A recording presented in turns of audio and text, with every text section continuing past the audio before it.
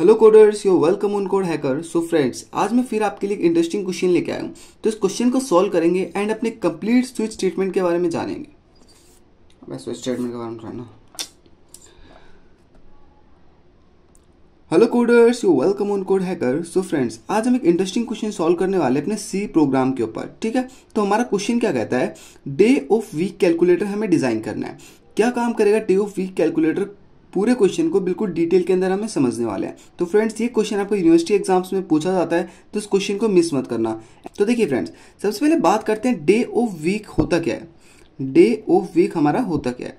तो देखिए, day of week का मतलब क्या है, आपको यहाँ पे एक यूजर एक नंबर इनपुट देगा।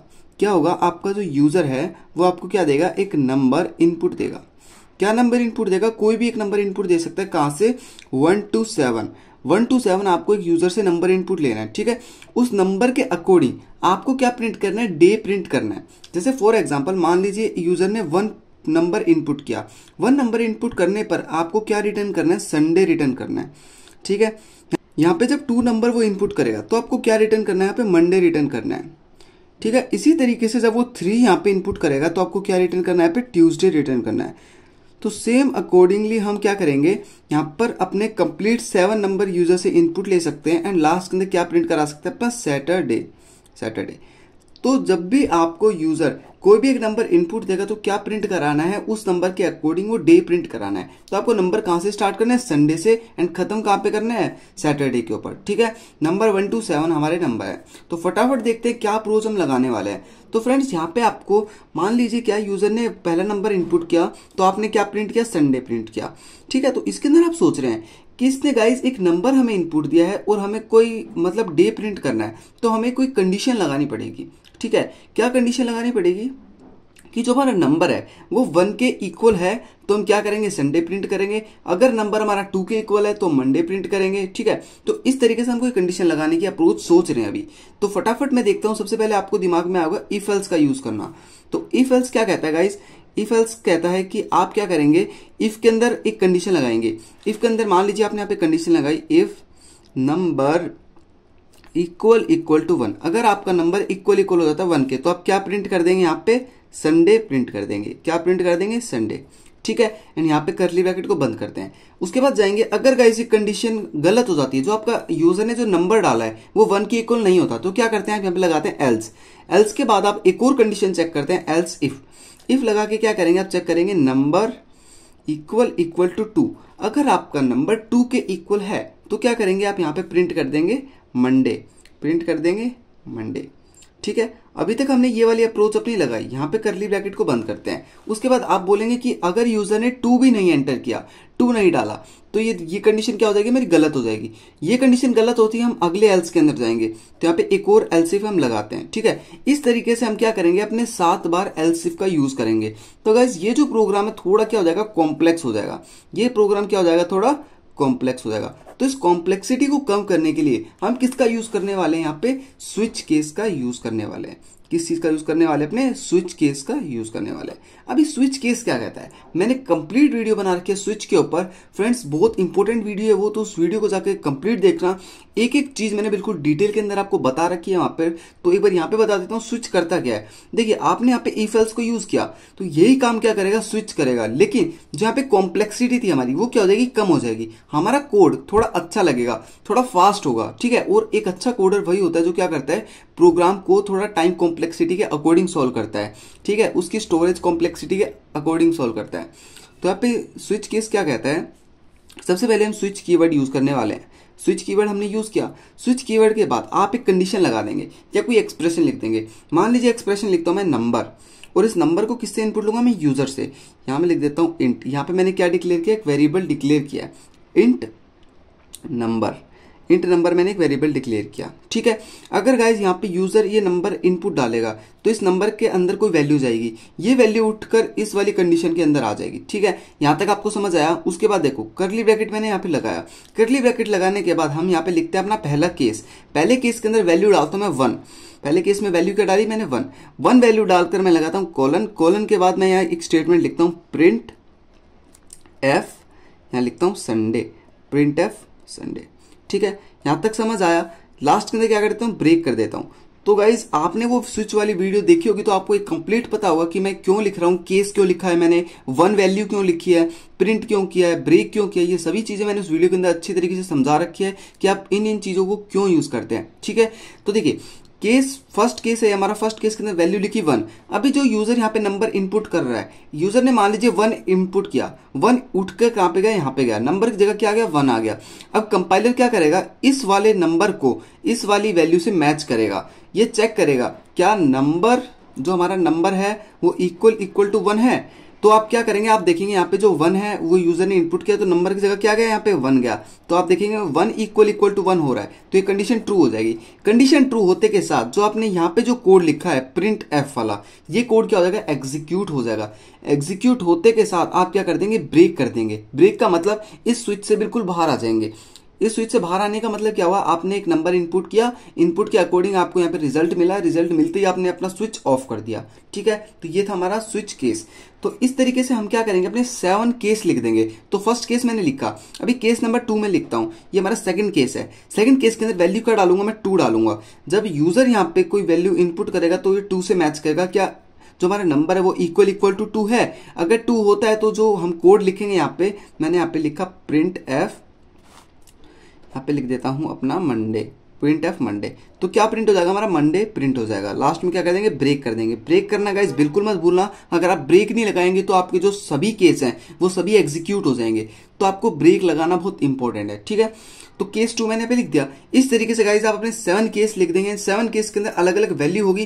पहले केस में वैल्यू लिखी 1, सेकंड केस में वैल्यू लिखी 2। इस तरीके से जो हमारा नंबर इनपुट होगा, सबसे पहले मान लीजिए मैं यहाँ 7 इनपुट करता हूँ। क्या इनपुट करता हूँ, 7। तो सबसे पहले यूजर चेक करेगा क्या 1 इक्वल टू 7 है, जो आपकी वैल्यू है क्या 7 की इक्वल है। आप बोलेंगे नहीं ये तो वैल्यू तो 1 है, तो 1 है तो ये जो हमारा केस है वो इग्नोर हो जाएगा। हम चलेंगे अपने सेकंड केस के अंदर। सेकंड केस के अंदर आने के बाद जो हमारी वैल्यू वो क्या है 2।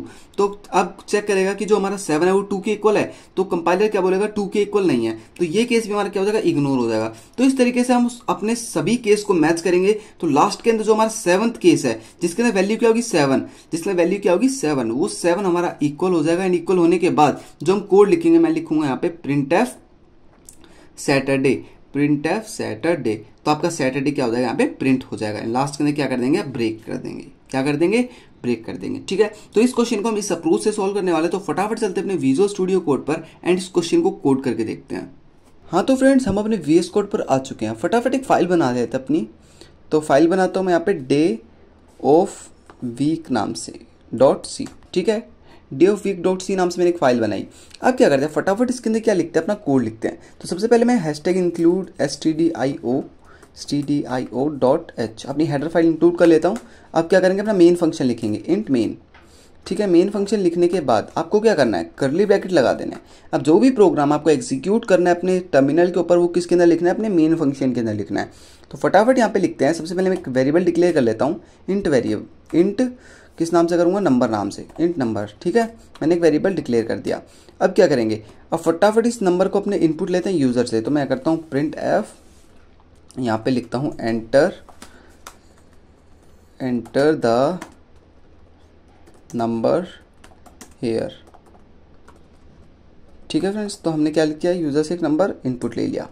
तो अब क्या करने वाले हैं, अब स्कैन करते हैं इस नंबर को हम, स्कैन एफ %t कोमा, यहाँ पे %d कोमा एम्परसेंड नंबर। ठीक है, हमने ये नंबर क्या लिया, यूज़र से इनपुट लेगा। अब जो भी नंबर यूज़र यहाँ पे इनपुट डालेगा वो कहाँ जाएगा, हमारा स्विच केस के अंदर जाएगा। तो फटाफट स्विच केस लिखते हैं, अपना स्विच, हमने कीवर्ड लिखा, देन राउंडेड ब्रैकेट, अब इसके अंदर लिख देते हैं नंबर। अब जो भी नंबर यूज़र यहाँ पे इनपुट डालेगा वो कहाँ पे उठ के आ जाएगा, अपने नंबर के अंदर उठ के आ जाएगा। और ये नंबर कौन चेक करेगा, हमारे केस के अंदर चेक होंगे। तो केस, फर्स्ट केस क्या हमारा, वैल्यू क्या लिखूंगा, ये केस मैंने लिखा, पहला केस है। केस के अंदर वैल्यू क्या लिखूंगा 1। 1 के बाद मैं लगा दूंगा यहाँ पे कॉलन, कॉलन के बाद मैं लिखता हूँ यहाँ पे print F Sunday, print F क्या लिखता हूँ, संडे। ठीक है, लास्ट के अंदर मैं कर देता हूँ यहाँ पे ब्रेक, क्या कर देता हूँ, ब्रेक। ठीक है फ्रेंड्स, इस तरीके से मैंने केस 1 लिखा। तो फटाफट अपने सभी केस को मैं यहाँ लिख देता हूँ। तो इसको करते हैं कॉपी,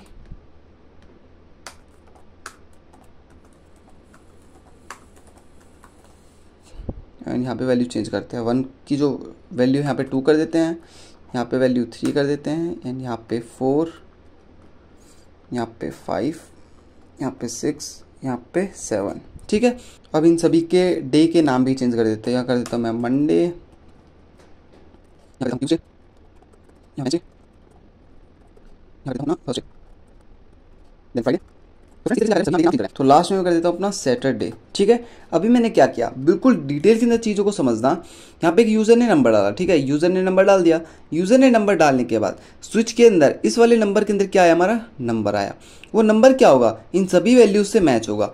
फटाफट यहाँ पे नंबर मान लीजिए मैंने क्या डाला, यहाँ पे वो नंबर डाला मैंने 3, नंबर क्या डाल दिया 3, यूज़र ने 3 नंबर डाला, 3 यहाँ पर आया। अब क्या करेगा, 3 चेक होगा, केस 1 के अंदर क्या वैल्यू हमारी 1, तो 1 इक्वल टू 3 होता है। आप बोलेंगे नहीं होता, नहीं होता तो क्या करेंगे, यहाँ पे हम प्रिंट एफ संडे कर, सॉरी यहाँ पे हमारी वैल्यू इक्वल ही नहीं है, इक्वल नहीं है तो क्या कर देंगे, इस पूरे केस को इग्नोर कर देंगे। आ जाता है अपने सेकंड केस के अंदर। सेकंड केस के अंदर जो वैल्यू है वो क्या है, वैल्यू हमारी क्या है 2, 2 वैल्यू चेक होगा, 2 इक्वल टू 3 होता है। आप बोलेंगे नहीं होता, तो इस वाले केस को भी इग्नोर कर देंगे। इस वाले केस को इग्नोर करने के बाद केस नंबर 3 के अंदर आते हैं, जिसके अंदर वैल्यू क्या हमारी 3। अब चेक होगा 3 इक्वल टू 3 होता है। आप बोलेंगे हाँ गाइस 3 इक्वल टू 3 होता है, तो क्या कर देंगे, प्रिंट कर देंगे ट्यूसडे। ट्यूसडे प्रिंट करने के बाद ब्रेक स्टेटमेंट के थ्रू हम क्या हो जाएंगे, पूरे स्विच से बाहर आ जाएंगे। एंड बाहर आने के बाद यहाँ पे क्या कर देता हूँ मैं, रिटर्न कर देता हूँ 0, रिटर्न 0। हमारा कोड यहाँ पे कंप्लीट हो चुका है। साथ ही गाइज आप बोलेंगे गाइज मैं एक ऐसा नंबर डाल दूं जो इनमें से किसी में से मैच ना हो, तो मैं क्या कर दूंगा, उसके लिए एक डिफॉल्ट केस यहाँ पे लिख दूंगा।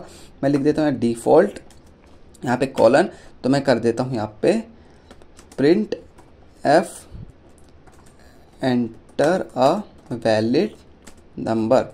क्या डालना पड़ेगा आपको, एक वैलिड नंबर डालना पड़ेगा। तो फटाफट इस कोड को रन करते हैं। यहाँ पे हमारा कोड कंप्लीट हो चुका है। तो मैंने कोड को रन किया तो आपको यहाँ पे एक लाइन दिखाई देगी सबसे पहले टर्मिनल के ऊपर, एंटर द नंबर हियर। यहाँ पे आपको एक नंबर डालना है। तो क्या नंबर डालता हूँ मैं, यहाँ पे मान लीजिए 3 डालता हूँ, ठीक है। 3 में आपको क्या मिलेगा, ट्यूसडे मिलेगा। तो एंटर करता हूँ, आपको देखिए यहाँ पे क्या प्रिंट हो गया, ट्यूसडे प्रिंट हो गया, ठीक है। और फटाफट बात करते हैं अपने दूसरे कोई केस की। तो यहाँ पे मैंने इसको कॉपी कर रखा था, तो ठीक है, हाँ यहाँ पे हम दोबारा एक नंबर डालते हैं। तो इसको यहाँ पे डिलीट कर देता हूँ मैं, एंड दोबारा इसको रन करता हूँ, ठीक है। तो अभी दोबारा एक नंबर डालते हैं, मैं डाल देता हूँ यहाँ पे 4 डालने के बाद तो देखिए यहाँ पे क्या प्रिंट हुआ आपके लिए, वेडनेसडे प्रिंट हुआ, ठीक है। तो इस तरीके से हमने अपने सभी नंबर्स को यहाँ पे देख लिया है किस तरीके से हमारा जो स्विच केस है वो काम कर रहा है। एंड ये क्वेश्चन हमने बिल्कुल डिटेल के अंदर सॉल्व किया है। फटाफट एक नंबर और डाल देता हूँ जो कि हमारे किसी के भी इक्वल ना हो। तो 14 मैंने डाल दिया। 14 डालने के बाद एंटर करूंगा तो यहाँ पे क्या आ गया, एंटर अ वैलिड नंबर। आपको बोल रहा है कि आपको एक वैलिड नंबर डालना है। 14 एक वैलिड नंबर नहीं है, 1 to 7 ही हमें यहाँ पे नंबर डालने थे, ठीक है। तो ये क्वेश्चन हमारा कंप्लीट होता है, बिल्कुल डिटेल के अंदर हमने क्वेश्चन समझा। तो फ्रेंड्स मिलते हैं नेक्स्ट क्वेश्चन के साथ, अभी के लिए थैंक यू सो मच।